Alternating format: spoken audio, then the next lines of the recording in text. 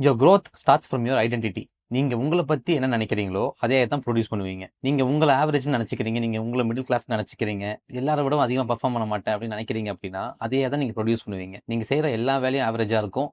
நீங்க பண்ற எல்லா பணமும் மிடில் கிளாஸா இருக்கும். நீங்க பழகுற எல்லா மக்களும் நார்மலா இருப்பாங்க. பட் இன் கேஸ் உங்க ஐடென்டிட்டிய நீங்க மாத்த முடிஞ்சது அப்படின்னா, நீங்க ப்ரொடியூஸ் பண்ற எல்லாமே பெட்டரா இருக்கும். நம்ம இன்னையிலிருந்து நம்மள பத்தி பெட்டரா உணர ஆரம்பிக்கிறோம்னு வச்சுக்கலாம். நான் எது செஞ்சாலும் மாஸ்டர் பீஸ் தான். என்னால அதிகமா பணம் பண்ண முடியும். என் ஃப்ரெண்ட்ஸ் எல்லாம் இன்டெலிஜென்ட்டா இருப்பாங்க அப்படின்னு நீங்க நெனைக்கிறீங்க அப்படின்னா, நீங்க அத நோக்கி ஆக்ஷன் எடுக்க ஆரம்பிச்சுருவீங்க. நீங்க நேச்சுரலா ஒரு ஹை பெர்ஃபார்மரா ஆக்ட் பண்ண ஆரம்பிச்சுருவீங்க. The first step is to shift your identity.